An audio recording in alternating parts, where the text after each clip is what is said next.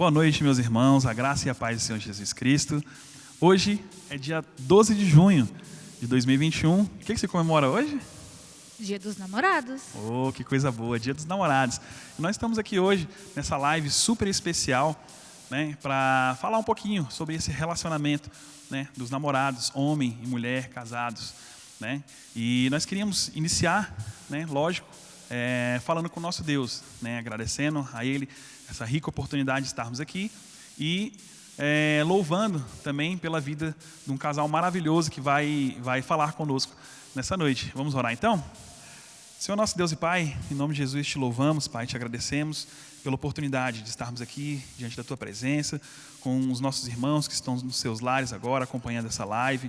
E te agradecer, ó Deus, pelas nossas vidas, pelo nosso casamento, ó Deus, por tudo que o Senhor tem feito por nós, Senhor. Agradecer, ó Deus, pela vida dos pastores que vão estar ministrando essa live hoje conosco, falando um pouco sobre o casamento, né? Enriquecendo um pouco mais a questão do nosso casamento, Pai. Colocamos nas Tuas mãos as nossas vidas e o nosso casamento em nome de Jesus. Amém.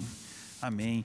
E eu queria, então, agora convidar para estarem conosco, né, juntamente conosco nessa live, os pastores Robson e Daisy, né, eles são lá da Assembleia de Deus de Planaltinho, de Sobradinho, né, Assembleia de Deus de Sobradinho, e eles vão estar conosco aqui nessa live.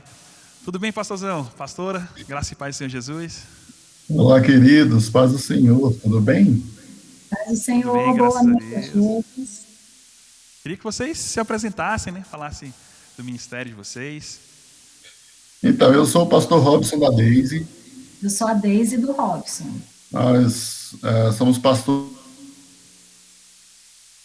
Ministério da Família, nós ficamos por 10 anos atuando e nesse tempo que nós atuamos no Ministério da Família, que nos trouxe uma experiência muito boa de família. Então, nós somos casados há 27 anos. Exatamente. Atuamos há 10 anos no Ministério da Família da nossa igreja. Dentre esses 10 anos, nós ministramos alguns cursos da Universidade da Família e, atualmente, nós ministramos um curso antes de dizer sim para alguns casais que, porventura, nos procuram para o enlace matrimonial, né? Acaba que nós temos, eu costumo dizer que nós temos 3 filhas, né? Mas, na verdade, 2 são nossas. Eu tive uma filha no tempo que eu fiquei fora da igreja, fora dos caminhos do Senhor, tive uma filha, mas Deus usou isso como um instrumento extraordinário para que eu pudesse voltar. E hoje, das 3 filhas, então, 2 já são casadas e nós já somos avós de 2 netos. Então, esse rostinho lindo aqui nem parece, né? E eu nem vou dizer a idade também, mas nós já temos aí, dia 25 agora completamos 27 anos de casados, e Deus tem sido generoso conosco. Que bênção, que bênção. Pastorzão, pastora, vamos começar logo com as perguntas e respostas, né? O pessoal está doido para saber, né? Ter um pouco mais desse conhecimento que vocês podem passar para a gente. E assim, a gente vê que num casamento, né, quando inicia-se um casamento, vocês falaram que estão agora à frente de um curso para enlace matrimonial, ou seja, antes de dizer sim, né? Então, é um curso basicamente para noivos, né? E como que vocês veem essa questão da ilusão que é feita, né, que é criada para o casamento, né? A primeira pergunta da gente é justamente sobre isso, né? Porque a gente sempre casa, né? A maioria das pessoas casam com essa ilusão, acreditando que a vida, né? Acreditando que uma vida é diferente da que eles têm no namoro, né? Que acreditando que a vida que eles vão ter no casamento, né, vai ser do mesmo jeito que no namoro, digamos assim. Como é que o senhor vê isso? Então, é muito importante a gente entender que o casamento não está desassociado da nossa vida social, cotidiana. E nós estamos, então, no nosso modelo de casamento, embora brigando para desenvolvermos cada vez mais o modelo bíblico, nós estamos numa sociedade que Bauman diz ser uma sociedade líquida, né? Os padrões sociais hoje estão muito mais flexibilizados do que já foram até a metade do século passado. E nós, como família, como casais, sofremos essas consequências também, né? Então, talvez a grande ilusão que os casais vivem, e quando a gente vai aqui ministrar o antes de dizer sim, a grande ilusão dos casais é que as referências de família, de casamento, estão cada vez mais escassas. Então, se a gente tinha, a minha geração, né? Eu sou caçula de uma família de 12 filhos. Meus pais viveram mais de 50 anos juntos, casados, até que minha mãe faleceu. Então, eu tinha um modelo, eu tinha um padrão que eu acompanhava dentro de casa e muito perto de mim. Vivi também outros casamentos muito longevos, né, de casais que viveram muitos anos. A realidade da geração de hoje é que os novos casais, os novos namoros e noivados, as referências estão sendo muito difíceis, eu diria. Recentemente, um amigo nosso disse que as igrejas, especialmente as igrejas, em 2025, seriam compostas, na sua maioria, de casais de segundos e terceiros casamentos. Eu achei aquele dado bastante difícil de ser digerido, mas eu entendi o que ele estava colocando. E aí eu não quero entrar aqui na história de divórcio e casamento, e, enfim, na live não é nesse sentido, mas o que eu queria que nós pensássemos é que os novos casais hoje estão com poucas referências. E eles entram nessa ilusão de que o casamento vai ser um plus a mais do que é o namoro. E aí eles se decepcionam, porque eles se deparam com o casamento com uma coisa que é muito além do namoro, né? Recentemente, no ano passado, nós casamos uma filha, em outubro do ano passado. E quando nós casamos a Giovana teve a possibilidade de conhecer e de experimentar várias coisas que nós compartilhamos com ela ao longo da vida. Mas a Giovana, depois que casou, ela disse: pai, eu estava louca para casar, a pandemia atrapalhou nossos planos e etc. Mas, pai, o casamento não foi isso tudo que eu imaginava que seria. Eu criei expectativas que depois não se confirmaram, né? E isso é próprio dessa geração, né? Essa geração de uma sociedade absolutamente fluida, né? Uma sociedade que não tem mais formatos sólidos, consistentes, e aí o casamento acaba só falando, né? Essa ideia de termos modelos muito mais flexíveis, e aí, por falta disso, eles criam ilusões que depois não se confirmam no relacionamento conjugal. Eu queria só acrescentar isso que o Robson falou, é que dentro disso a gente consegue enxergar muito, principalmente quando a gente está ministrando o curso, né, Aliança, desculpa, antes de dizer sim, que existe aí uma expectativa de que você vai mudar o outro. E quando a pessoa casa nessa expectativa, ela casa já na ilusão de achar que depois que você se casar, você vai mudar o companheiro, e isso não acontece. Né? Então, a gente já se deparou com muitos noivos nessa expectativa de que, não, hoje o comportamento dele é assim, mas quando a gente casar, isso vai mudar. E se isso não é trabalhado antes, depois vira um problema no relacionamento, né? Então, vem essas ilusões que também fazem parte de tudo isso que o Robson já falou. E pastores, como podem ser vencidas essas ilusões? Então, a gente gosta, sempre que a gente vai ministrar esse curso, a gente gosta, na primeira aula, no nosso primeiro encontro, a gente dizer exatamente o que é o casamento à luz da Bíblia. É muito difícil a gente conseguir inculcar, ensinar os nossos filhos, nossa juventude, antes do casamento, ou antes deles terem essa perspectiva de viver o casamento, o que de fato Deus pensou para o casamento. Então, eu tenho que voltar lá em Gênesis, e eu tenho que fazê-los ver que o casamento, segundo o modelo bíblico, ele é muito mais profundo do que simplesmente decidir morar embaixo do mesmo teto, né? Então, a gente meio que desconstrói essas ilusões, trazendo a realidade do que de fato é o casamento. Então, quando Deus faz o homem, dá obrigações a esse homem lá no jardim, e diz a esse homem coisas que ele deveria fazer e que ele não deveria fazer, E tempos depois, o próprio Deus observa esse homem sozinho, e ele já tinha tomado a decisão de que faria a mulher, mas ainda não tinha feito. Mas ele observa esse homem sozinho, e vale a pena a gente pensar, e eu destaco isso sempre para os nossos jovens e esses namoros que estão absolutamente iludidos, esses namorados que estão absolutamente iludidos.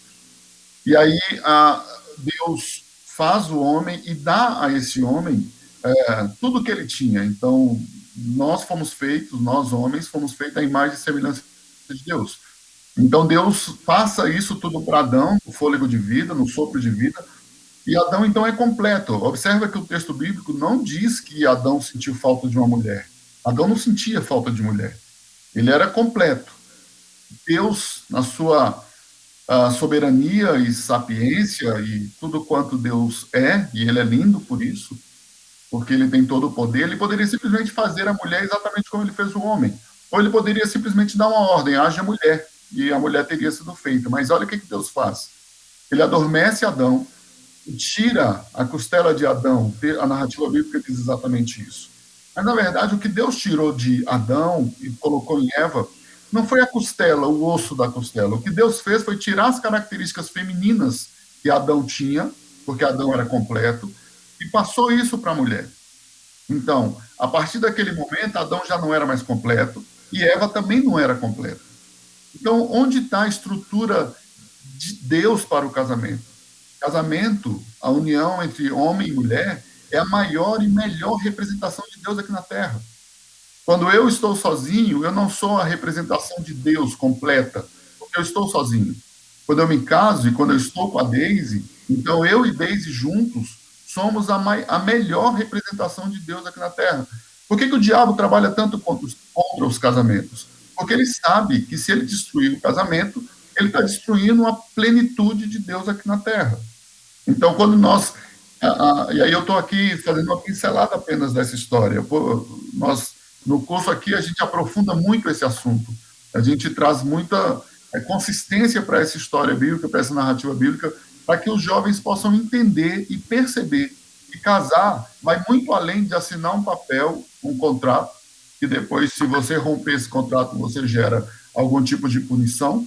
E ele vai muito além disso, porque Deus pensou para o casamento exatamente a presença dele aqui na Terra. É o reino de Deus estabelecido aqui na Terra através de um homem e de uma mulher. Então, quando a gente traz essa explicação bíblica para o casamento, a gente destrói, a gente desconstrói essa ilusão de que casamento é simplesmente o desejo sexual ou o atendimento a esse desejo, ou ainda a fuga das suas respectivas crises, né? Seja a crise que estou em casa com meus pais, quero fugir dessa crise, seja eu estou morando mal, eu preciso melhorar, ou o dinheiro não está dando, está curto, e o meu marido, o meu noivo, minha noiva tem recurso, a gente vai poder enriquecer juntos, enfim, outros parâmetros que motivam esses meninos, né, esses jovens, a irem na direção de um casamento. Então, desconstruir ilusões é trazer a verdade. A verdade destrói ilusões. E a verdade está registrada em Gênesis capítulos 1 e 2. Obviamente, não podemos excluir o capítulo 3, porque depois do pecado entra toda uma história que aí a gente tem que também mostrar para eles o resultado do pecado na vida de um casal. Daí a importância, né, pastor, de conhecer bem o que é o casamento antes mesmo de se casar, né? Que esse curso, né? Antes, como é que é o nome? Além do sim? Antes de dizer sim. É importante ter esse conhecimento, né? Mas no casamento, geralmente, também, uma das coisas que a gente vê que atrapalha muito os casais é a falta de tolerância, né? A gente vê que quando se casam, não tem algumas coisas que um não tolera do outro, aquela coisa. Como é que vocês veem isso, a importância da tolerância no casamento? Então, a gente vai ficar a nossa live toda permeando Gênesis 1, 2 e 3. Não tem jeito a gente fugir da criação e daquilo que Deus pensou para o casamento.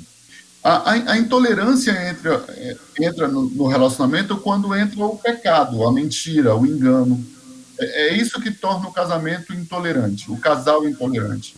Então, vamos pensar em que momento foi que entrou a intolerância no relacionamento de Adão e Eva no jardim. Quando eles pecaram, e, obviamente, perderam a transparência que eles tinham. Então, quando nós tratamos da lição de comunicação, nós dissemos, e sempre fazemos isso quando ministramos para casais, de que quando há mentira, ela puxa a intolerância. Quando há o engano, quando há a trapaça, quando esse casal já não é mais transparente um com o outro. Qual foi a primeira reação do homem quando ele pecou? Ele pega folhas e tampa a sua nudez. A partir de tampar a nudez, ele perde completamente a transparência. E a partir dali começa a ficar intolerante. Eu penso, a Bíblia não está me contando esses detalhes, mas eu penso que antes do pecado, Adão e Eva tinham uma relação de transparência, de uma relação absolutamente boa, feliz, porque não havia a intolerância que veio do pecado e, consequentemente, da falta de transparência. Então, talvez a grande dificuldade que os casais tenham e enfrentam é exatamente essa ideia de não poder ser quem de fato somos. Porque se nós formos entender e pensar no nosso relacionamento conjugal, quando a gente sai de dentro de casa, a gente normalmente coloca a máscara do lugar que nós estamos indo. Então, vamos pensar nisso. Se eu sou bombeiro, né? Eu fui do corpo de bombeiros, eu sou reformado. Eu chegava no quartel para trabalhar, eu era do corpo de bombeiros, ok? Eu tinha uma máscara do corpo de bombeiros. Ah, depois que eu saía de lá, ia, sei lá, vou na loja fazer uma compra. Eu estou com a máscara do consumidor. Então lá eu sou consumidor. Eu sou visto como um consumidor. Se eu vou para a igreja, eu entro na igreja, a primeira coisa que a pessoa que me recebe na igreja diz: "E aí, pastor? Paz do Senhor, tudo bem?" Então lá eu sou o pastor, ok? Mas quando eu volto para casa, todas as minhas máscaras ficam fora. Eu sou o homem, então eu sou o esposo, eu sou o pai, mas isso no ambiente de casa. Então, no ambiente de casa, eu sou quem de fato sou. E aí começam as intolerâncias. Porque a partir do momento que eu sou quem de fato eu sou, eu não fico usando máscara. E era exatamente isso que acontecia lá no jardim antes do pecado. Eles não precisavam colocar máscara. Eles não precisavam tampar quem eles de fato eram. Eles eram transparentes. Eles não tinham nenhuma animosidade um com o outro. Mas aí, quando chega em casa e a gente começa a ser intolerante, é porque a gente já não começa a não aceitar o outro como ele é, porque a gente começa a desconfiar, a gente começa a achar que o outro tá trapaceando, está deixando a gente para trás, está buscando seus próprios interesses, então a gente vai meio que perdendo essa, digamos, essa beleza, essa pureza da relação, não é? Lembrando que essa falta de tolerância, ela gera muitos desgastes, e os desgastes diários, eles vão enfraquecendo, né, os relacionamentos. Cada dia que você acorda e o seu relacionamento vai desgastando, cada vez mais esse relacionamento vai enfraquecendo. Né? Pastores, qual a relação entre a tolerância e o perdão? Então, o perdão é a base de tudo, né? O perdão é a base de tudo. É muito difícil a gente pensar em relacionamento conjugal ou qualquer outro relacionamento se a gente não tiver o perdão como base. Porque a gente sempre vai partir do pressuposto de que houve erro, não é? E houve erro. Nos nossos 27 anos de casados, quase que vamos fazer agora no dia 25 desse mês, é, muitas vezes nós tivemos que, e muitas mesmo, tivemos que colocar o perdão na frente das nossas intolerâncias. Porque o perdão restaura, não é? O perdão nos aproxima de novo daquilo que é essencial, que é a cruz. Então, onde a intolerância e a cruz chega, acaba a intolerância. E a cruz é o maior exemplo de perdão que nós temos, é a base de qualquer coisa que a gente possa pensar a respeito de qualquer tipo de deslize ou de falta de transparência. Então, o perdão é a base. Não tem como a gente pensar numa vida a dois se a gente não tiver o perdão como referência, né? Então, o perdão é a referência de tudo. Por isso que onde há perdão, não há intolerância, né? Porque a intolerância normalmente é um erro, é um equívoco, é errar o alvo. E aí o perdão vem e corrige esta direção que você está. Agora, o perdão normalmente tem dois polos, né? Tem o que errou e aquele que está sofrendo pelo erro, né? Então, se os dois polos não estiverem abertos a isso, então aí a intolerância só se amplia, se amplifica, né? Então, se eu peço perdão para a Deise e ela não me enxerga como a pessoa que precisa do perdão, até para a gente poder alinhar os nossos caminhos, aí não adianta. A falta de perdão aumenta e amplifica essa intolerância. O que vocês consideram mais importante assim, para manter a chama do casamento acesa, né? 27 anos de casado, né? O que vocês podem dizer assim, para os casais que estão assistindo essa live, né? Que é o mais importante para manter essa chama do casamento acesa? Eu acho que é reforçar bastante aquilo que é importante, né, para o seu cônjuge.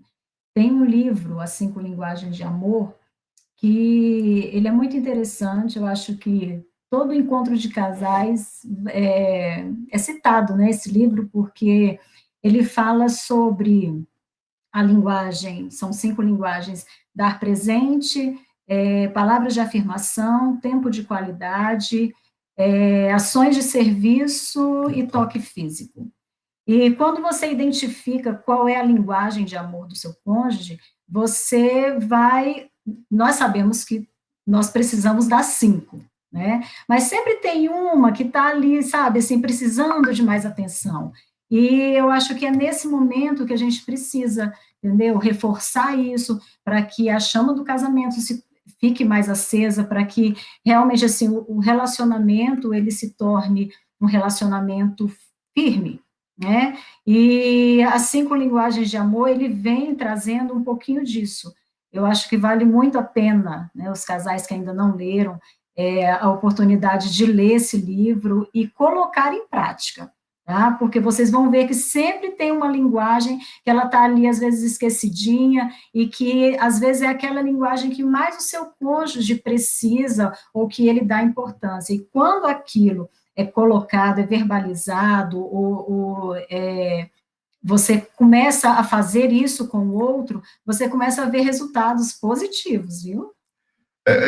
Vale a pena a gente só pensar o seguinte, isso ela não falou, né? Mas é o seguinte, a mulher, pô, mulher é especial demais da conta, né? Tanto que nos cursos da UDF, nós temos 10 cursos de hombridade, né? São 9 foram feitas para os homens e a mulher é só um, que é uma mulher única, né? A mulher faz um e o homem faz 9, que é para o homem se entender a mulher. Não, eu estou brincando. Na verdade, vários dos cursos é possível fazer o casal, é possível fazer o homem e a mulher. Mas a brincadeira que eu estou fazendo é a seguinte: a mulher, eu vou usar o exemplo da minha aqui, tá? Como eu só convivi com mulher, então eu tenho vários exemplos bons aqui. Se a Deise tiver de TPM, ela tem uma linguagem do amor. Se tiver vencido a TPM, ela tem outra linguagem de amor. Então eu já sei e eu já identifico de cara qual é a linguagem de amor dela. Esses dias agora eu falei assim, você está de TPM. Aí ela falou assim, aí agora tudo está no telefone, né? Aí ela pegou o telefone dela, deixa eu ver se eu tô mesmo. Aí foi lá e falou, tô. Eu falei, mas eu já sabia disso. Isso para mim não é surpresa. Então, aí a linguagem de amor dela de TPM é uma, é diferente da outra. Então, importante maridos, importante noivos, namorados, vocês saberem as 5 linguagens, porque você vai aplicar as 5 linguagens ao longo de um mês. Simples assim, gente. E que atitudes podem ajudar o casal a se tornar tão íntimo a ponto de poder conversar sobre qualquer assunto sem receio e sem constrangimento? Olha só, no início do nosso casamento, eu tinha muito dedos para falar com o Robson, com medo de magoar, ou às vezes não querer escutar alguma coisa que, né, aquilo ali não seria confortável para mim. Então eu ficava dando muitas voltas e ficava usando palavras, né, certas, e eu comecei a perceber que aquilo ali estava fazendo do meu casamento um casamento meio que com algumas telas, né, na frente, entre eu e ele. E isso começou a prejudicar muito o nosso relacionamento, porque eu não estava conseguindo ser transparente, e então eu usava palavras para falar com ele, com medo de magoar, ou com medo de repente, ter ali um embate, numa conversa, numa discussão, e foi um dia a gente sentou e falou assim, olha, a gente precisa ser transparente um com o outro, porque isso está fazendo mal para a gente, e quando a gente não é transparente, a gente não consegue dizer realmente o que está sentindo, dizer o que está ali na alma, e isso vai prejudicando. Então, a partir do momento que nós começamos, né, a mudar a nossa estratégia, a mudar a forma de conduzir isso facilitou muito. Eu entendo que no começo do casamento a gente tem, né, um pouquinho dessas dificuldades de ser, vou dizer o que eu penso, vou dizer o que eu quero, e muitas das vezes a forma que a gente diz ofende o outro, aí você tem que pedir perdão, então você às vezes prefere não falar do que, às vezes, criar ali uma animosidade. Mas ao longo, né, dos nossos 27 anos aí de casados, a gente pôde amadurecer muito e entender que a transparência, ele é fundamental no relacionamento, porque ele citou um exemplo aí que isso é a transparência, ele me conhece tanto que ele sabe os meus comportamentos, o meu gesto, às vezes até ficar calada, ele sabe o que eu estou pensando. Isso, óbvio que isso, Luciana, o tempo ajuda, né? O tempo ajuda muito. Mas eu acho que há pactos que você pode ir fazendo ao longo da sua... nós fazemos uma aliança no dia do casamento, né? O casal faz uma aliança, nós fizemos a nossa. Mas ao longo da jornada, a gente vai...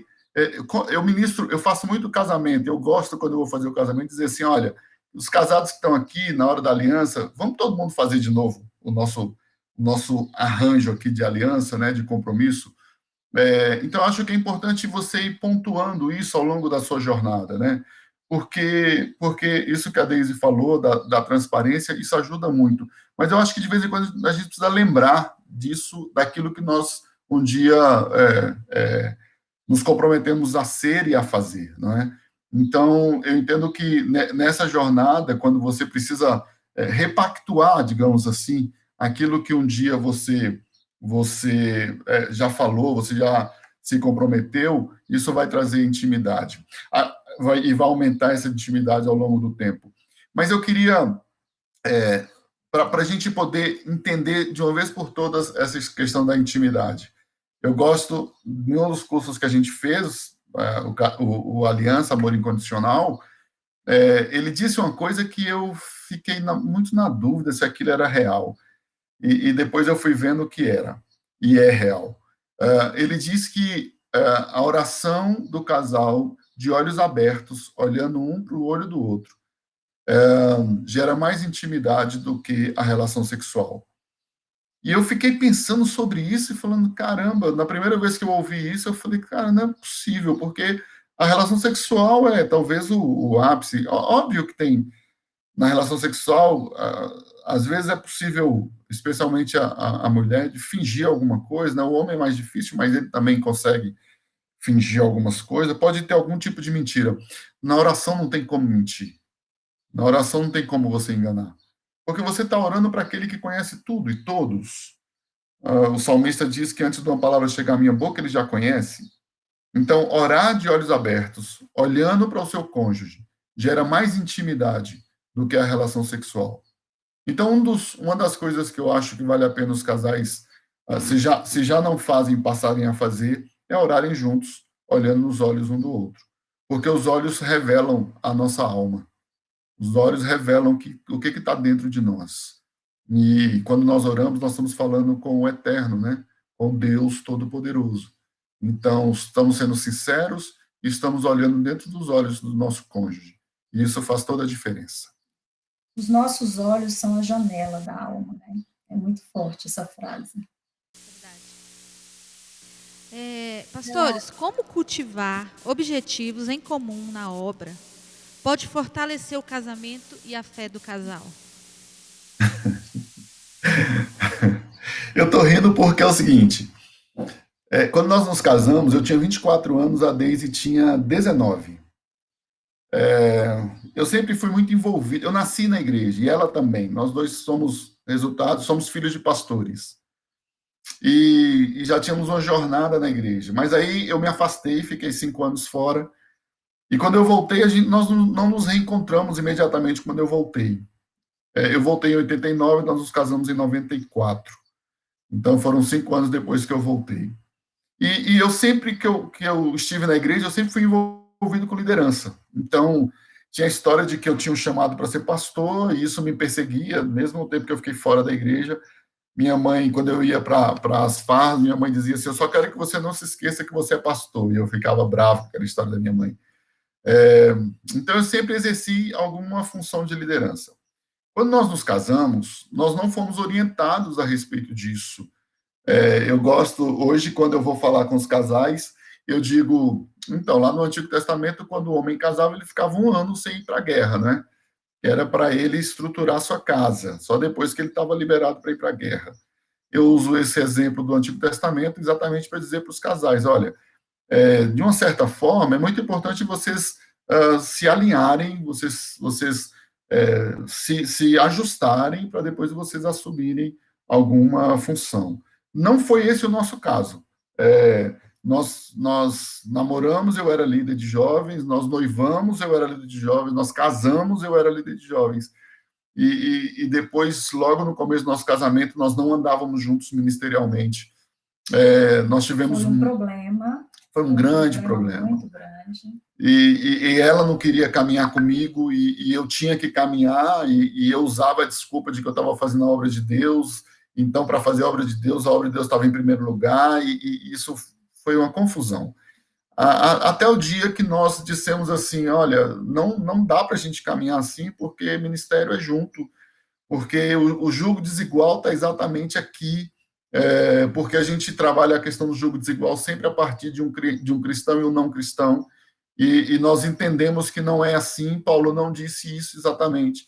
Quando ele trata da questão do jugo desigual, se você tem um casal que ele tem chamada missionária transcultural e ela tem uma chamada para ser servidora pública local, está aí um jugo desigual. É melhor não casar, isso não vai dar certo.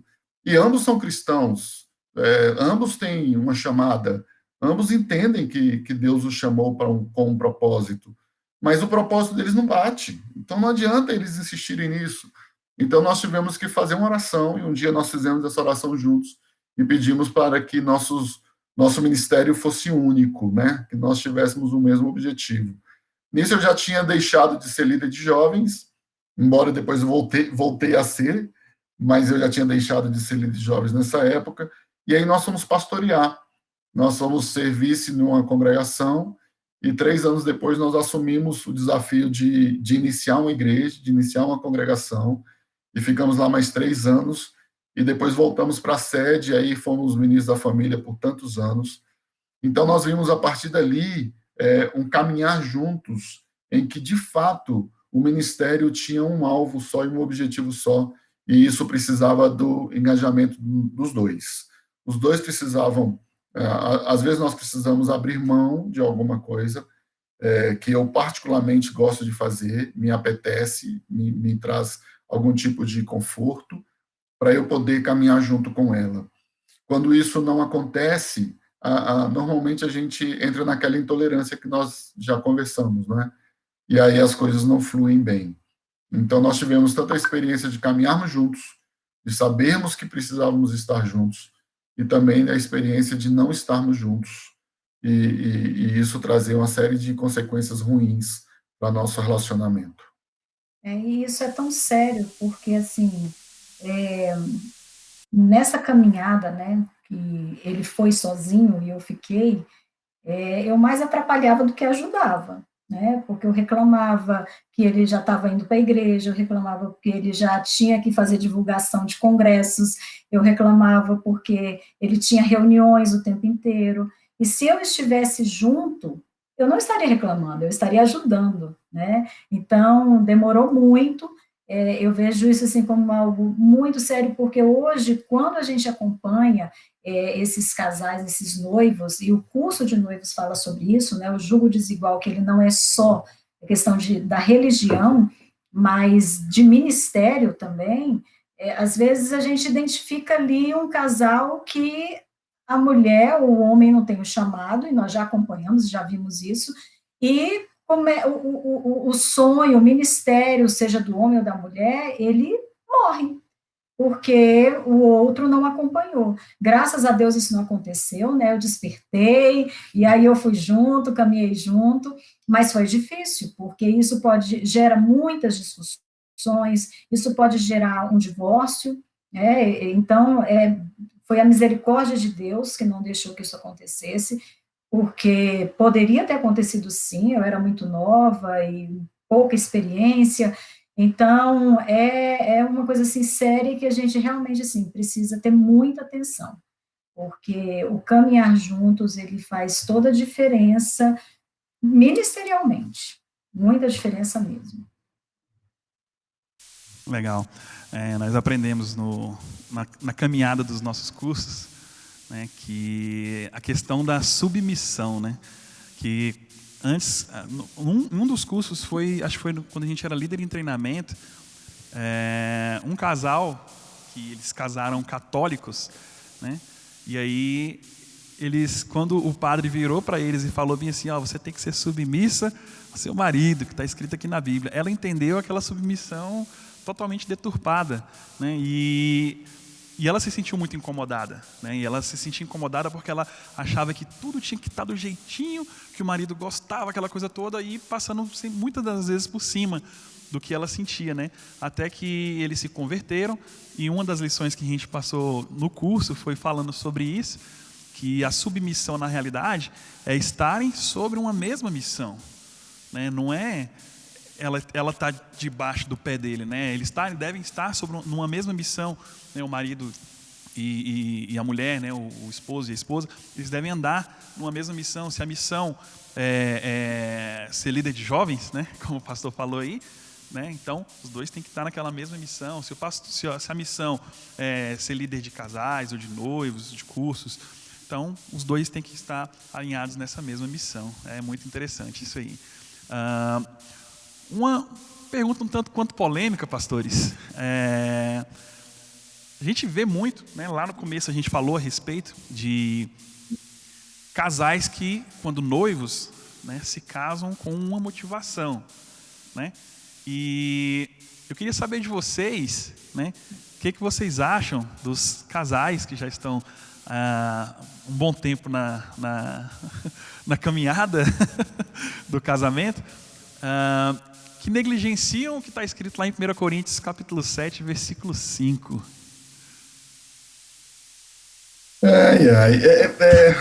É muito legal essa pergunta. Eu não sei exatamente quem está assistindo aqui a nossa live, e eu quero ser muito prudente para eu não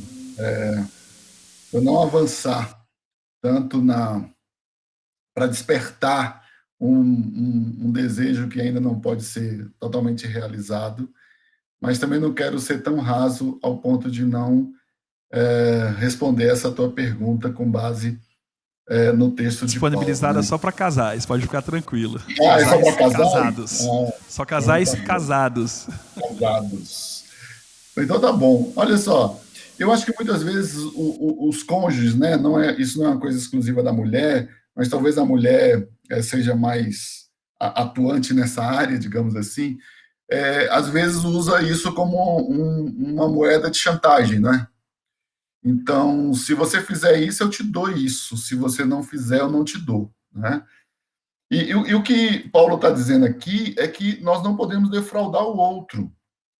Nós não podemos tirar do outro aquilo que é dele, não é? Quando nós nos casamos, nós permitimos que o nosso corpo não fosse mais nosso, mas como um objeto de satisfação do outro. Esses dias eu estava ministrando para um casal a respeito do curso sobre a lição sobre sexo, né? e dizendo para eles a importância de entender sexo do ponto de vista do que Deus pensou para o sexo. Porque se você for pensar na questão do sexo, você vai perceber que nós poderíamos ser como os animais, apenas reprodutores, não é? Onde o animal vai lá, faz o que o instinto dele pede para ele fazer, e cada um vai para o seu lado e está tudo resolvido. Homem e mulher, Deus disse, não vou fazer assim. Eu vou colocar uma cereja nesse bolo dessa espécie aqui, né? E para nós homens, nós mulheres, homens, mulheres, Deus colocou lá a cereja, que é exatamente essa questão do sexo ser uma coisa prazerosa. Quando eu estou me referindo ao sexo, então, eu estou me referindo ao sexo dentro do casamento, né? Porque ele fora desse propósito é um desastre absoluto. Mas ele dentro do casamento é uma coisa absolutamente prazerosa, gostosa. Nós tínhamos um pastor aqui em Sobradinho, saudoso já, porque Deus já o recolheu, que ele dizia que dentro de 4 paredes vale tudo. E a primeira vez que eu ouvi essa frase da boca dele, eu fiquei pensando, o que é esse vale tudo, né? Que o pastor Oswaldo está aqui nos ensinando. E aí eu fui entender esse vale tudo. O vale tudo, da qual ele se referia, é o vale tudo da boa conversa, do bom entendimento. Vale tudo se tudo tiver acordado, se tudo tiver combinado. Ah, não, isso aqui não me satisfaz, isso aqui não é bom, então não vale tudo. Ah, mas eu quero muito. Não, mas eu não quero. Então não vale tudo. Então, essa questão do que Paulo está dizendo aqui, para você não defraudar o outro, se apenas por consentimento mútuo, é exatamente nessa perspectiva do vale tudo. Vale tudo, desde que ambos queiram. Ah, eu não quero, então não vale tudo? Ah, não, e disso eu gosto. Você também gosta? Daí a gente volta de novo lá para o jardim, quando perde a transparência, quando perde a liberdade de falar para o outro exatamente o que o coração está dizendo. Então, muitas vezes, para satisfazer o cônjuge, eu vou fazer coisas que não me agradam. Aí eu estou me referindo ao sexo, né? Às vezes está gerando dor, às vezes está gerando um desconforto, mas o corpo não é meu, o corpo é do outro. Mas eu tenho o direito de dizer assim não, porque assim não está legal. Então não posso defraudar o outro. Mas eu só consigo fazer isso se eu for transparente, se eu for verdadeiro, se eu puder dialogar a respeito disso, se eu puder dizer assim, olha, não gosto disso, isso não é legal, né? E aí eu acho que a gente adquire isso também com o tempo. Nós tivemos uma experiência há muitos anos atrás de um casal que se casaram e foram passar a lua de mel num determinado lugar. E depois de uma semana, ao voltarem de viagem, ela disse: eu quero me divorciar. E eu disse: como assim? Você casou tem uma semana. E ela disse: eu fui estuprada na lua de mel. E eu disse: como? Me explica isso. E ela disse: ele não foi carinhoso, ele não foi jeitoso, ele queria, porque queria tudo que eu não podia. E ambos eram virgens, né? Nós conhecemos os dois aqui, acompanhamos. E ele simplesmente queria porque queria. E ele queria chegar nos objetivos finais. E ela disse, em algum momento eu disse, eu não quero. E ele disse, mas eu quero. E eu aprendi que o homem tem que... Então, eles não foram orientados adequadamente, não fizeram antes de dizer sim, né? Não foram ensinados e viveram essa experiência tão danosa, tão ruim para os dois. Então, o resultado foi que nós tivemos que fazer um trabalho longo com eles. Graças a Deus, eles estão juntos, têm filhos hoje. Graças a Deus, o diabo não venceu. Mas é essa ideia do defraudar o outro, né? De fazer aquilo que o outro não quer, daquilo que o outro não gosta, daquilo que não está permitido. E às vezes não está permitido por tabu, não está permitido por crença, não está permitido por falta de um ensinamento adequado, e faz parte, é assim. Então, se eu quero uma coisa que o outro não quer, explica por que não quer, explica por que. Vamos conversar a respeito disso. Eu gosto muito de falar para os nossos alunos aqui desse curso que a gente está aqui ministrando sempre. Na hora da relação sexual, cabe uma comunicação franca, cabe uma comunicação bem legal, porque isso é bom, isso é construtivo. E aí, claro, você descobre o que o potencializa no outro, você vai fazer com que o outro seja a pessoa mais feliz do mundo, porque no dia seguinte, para sair do trabalho, vai ser a coisa melhor do mundo. Quando voltar do trabalho, vai estar doido e doida para, de novo, né, fazer as coisas de novo. E aí, eu acho que Paulo estava aqui falando a respeito disso para o casamento e nos ensinando que essa cereja que Deus nos deu, essa possibilidade de termos prazer na relação sexual, foi algo extraordinário de Deus. Eu louvo a Deus todos os dias por conta disso. Não é que eu faça todos os dias, mas eu louvo a Deus todos os dias. Amém. E, pastorzão, né, os pastores, os dois, qual o conselho que vocês dão para aquele casal assim, que já está pensando em desistir? Aquele casal que já acha que, né, chegou no limite e que não dá mais. O que vocês diriam para eles? Eu diria o seguinte, tem um livro que eu não vou me lembrar agora o título, porque eu sou horrível para isso, mas ele trata das fases do casamento. Um dos problemas que nós temos mais vivido nos últimos tempos é a vida de um casal que não está na sua fase adequada. Então, vamos pensar a respeito disso. Eu quero tratar de 4 fases do casamento. A fase da conquista, a fase do adolescer, a fase da maturidade e a última fase, a fase final. Cada uma delas, ele não trabalha exatamente com anos, com datas. Então, a fase da conquista não é até tantos anos de casado, mas é até que você experimente as conquistas que você colocou como objetivo para o casamento. A fase da maturidade, da adolescência, perdão, não é aquela fase dos talvez 11 aos 19 anos de casado. Então, eu não quero trabalhar com datas, ok? Eu quero trabalhar com fases. Então, a fase da conquista é aquela fase em que o casal precisa conquistar. Então, quem casa quer casa, né? Então, o objetivo é construir uma casa, é ter a sua casa, sei lá, se não tem carro ainda, é ter o carro, se não tem ainda a faculdade, é ter a faculdade, mas eu ainda quero mais, então eu quero o mestrado, o doutorado, eu quero a pós-graduação, minha especialização. Então, eu estou aqui dizendo de várias possibilidades de você conquistar, de você estar vivendo essa fase da conquista, ok? Essa fase da conquista ainda é aquela, vamos ter logo filhos, nós aqui em casa decidimos ter filho muito rápido, porque eu já tinha uma filha. Quando nós nos casamos, ela tinha 5 anos. Então, a Daisy era mãe sem ser mãe, né? E aí, logo depois, 2 anos depois, nós tivemos a Giovana. A Giovana veio exatamente para preencher essa história da Daisy ser mãe sem ser mãe. E a Daisy foi extraordinária, porque com 19 anos ela acolheu a Gabriela, né, que é a minha filha.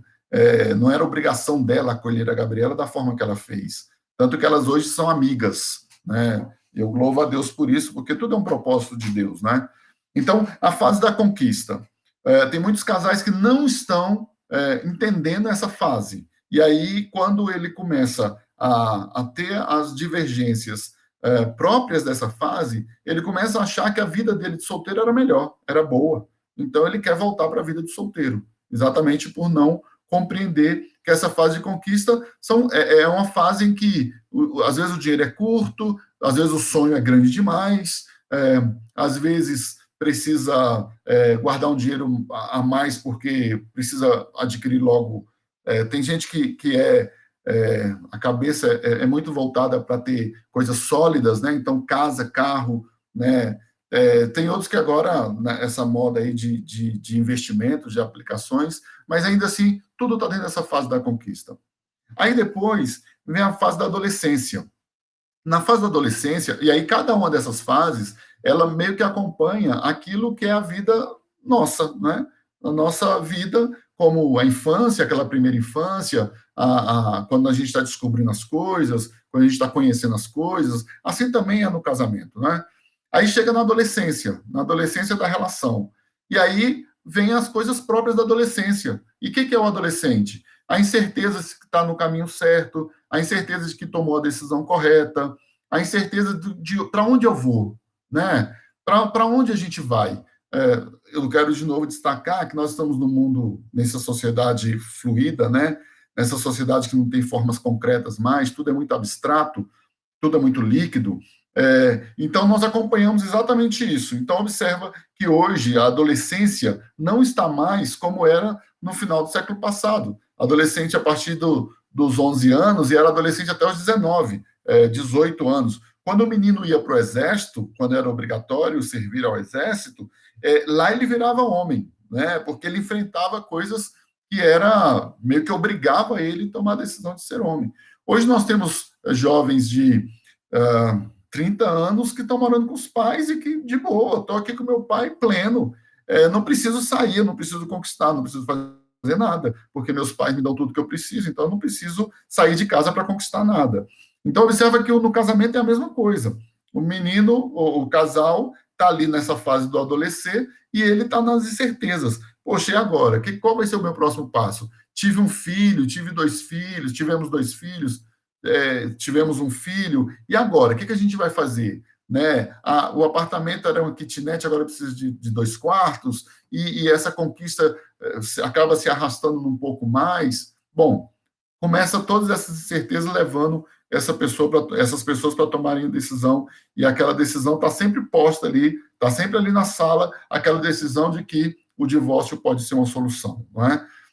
Bom, aí chegamos na fase da maturidade. Na fase da maturidade, a gente começa a viver o que o Jaime Kemp chama do ninho vazio, né? A possibilidade do ninho vazio. Então, construímos aqui a casa, filhos, mas aí os filhos cresceram, talvez foram estudar fora, talvez casaram, né? Como é o nosso caso aqui, da Giovana, que casou no ano passado, e a mãe sofre até hoje, porque a mãe queria que ela estivesse aqui. Bom, aí essa fase da maturidade, ela traz um monte de pegadinhas também, não é? Filho que está indo embora, o ninho está ficando vazio, e agora nós conhecemos um casal muito próximo da gente aqui, 3 filhos, os filhos foram casando, a caçula ficou um tempo mais, mas depois a caçula casou, morou ainda um tempo com eles, depois no dia que decidiu sair, eles ficaram só os 2 dentro de casa, um olhou para o outro e falou assim, prazer, você é quem mesmo? Não estou te reconhecendo mais. Né? Isso já tinha mais de 30 anos de casados. Né? E eles acabaram divorciando, acabaram se separando, porque eles não se conheciam mais por conta da vida que eles estavam levando nessa fase da maturidade. E, por fim, a fase última, que é essa fase da complicação. Né? Qual complicação? Cara, às vezes pode vir uma viuvez, às vezes pode vir uma invalidez, às vezes pode vir uma coisa que está muito recorrente, né? Das pessoas não terem se preparado para a velhice adequadamente, no sentido financeiro, então, INSS não banca, aí os filhos não têm condições também de ajudar. Então, essa fase final, quando ela não é bem preparada, também é uma questão de dificuldade para a vida. O que eu quero dizer é que, para o casal que está vivendo qualquer uma dessas fases e está achando que não tem mais solução, eu quero dizer que há solução. A solução passa por você entender a fase que você está vivendo e viver adequadamente essa fase. Né? Não dá para você viver na fase da conquista o que é a fase da maturidade. A fase da conquista é própria de conquistas. E você precisa viver adequadamente essa fase. Não queira alongar a fase da conquista para entrar na adolescência ou na maturidade. Né? Às vezes eu fico vendo pessoas depois de talvez 25, 30 anos de casado adquirindo seu imóvel. Até lá ele viveu de aluguel, viveu de favores. Enfim, houve um alongar de uma fase e aí acaba que isso atropela a fase seguinte. Então, viva adequadamente cada uma das suas fases. E, acima de tudo, Deus tem um propósito em cada um dos relacionamentos. Nós não podemos nunca excluir Deus dos propósitos que ele tem para o casamento. E eu não gosto do casamento na perspectiva do contrato, porque o contrato no casamento ele tem as cláusulas de punição caso alguma das regras não tenham sido cumpridas adequadamente. Eu gosto da ideia do casamento numa aliança. E a aliança não rompe, a aliança não quebra, a aliança não se desfaz, não é?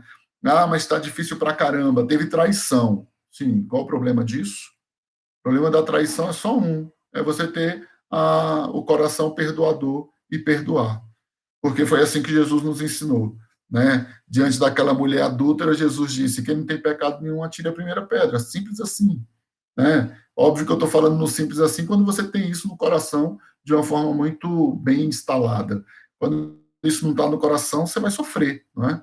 E é óbvio que ninguém busca uma traição para dizer: eu quero que isso aconteça comigo para eu saber como eu vou reagir. Não estou dizendo nada disso. Eu estou dizendo que, e eu usei o exemplo do divórcio, quando alguém se baseia na traição no relacionamento, né? Porque tem coisas que são tão danosas quanto a traição e às vezes a gente minimiza essa questão por achar que outras coisas são piores, né? A gente não sabe exatamente o que está no coração e na mente de cada uma das pessoas. Então, por conta disso, eu acho que viver de forma inadequada para cada uma das fases do casamento, talvez hoje seja o grande problema. O que eu tenho ouvido aqui, e eu tenho tentado desconstruir muito nos relacionamentos aqui de pessoas que nos procuram aqui na igreja, pastor, nós vamos nos separar. E eu pergunto, mas por quê? Incompatibilidade. Incompatibilidade de quê exatamente?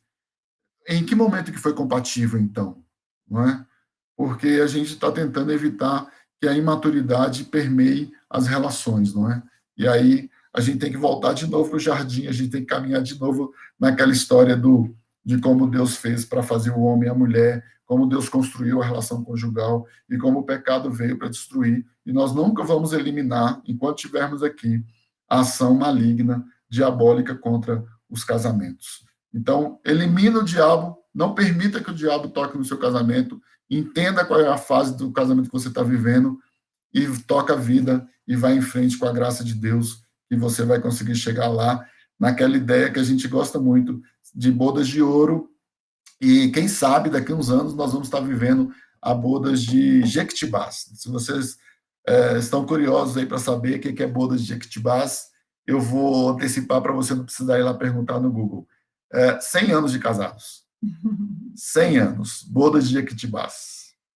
Além disso tudo que o Robson falou, eu acho que é bem fundamental.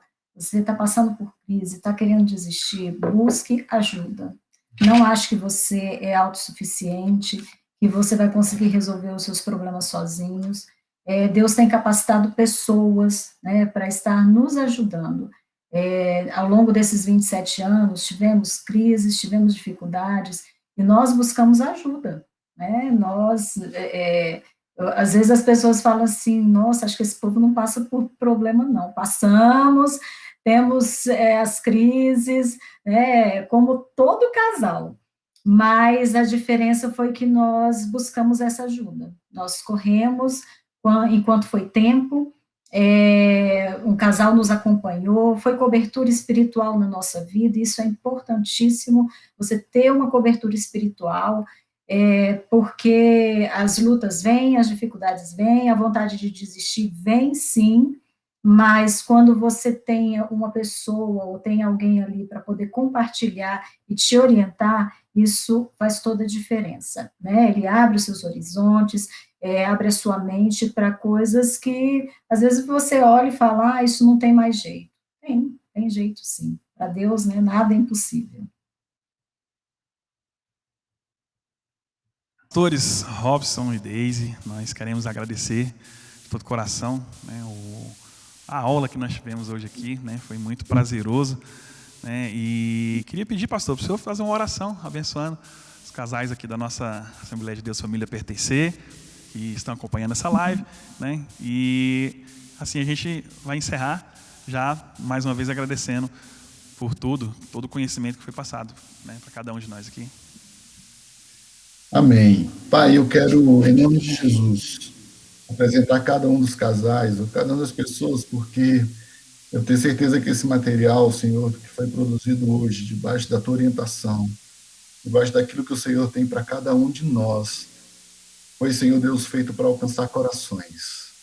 Meu pedido é que cada uma das pessoas que estão assistindo essa live, Senhor, seja profundamente tocada pelo Teu Espírito.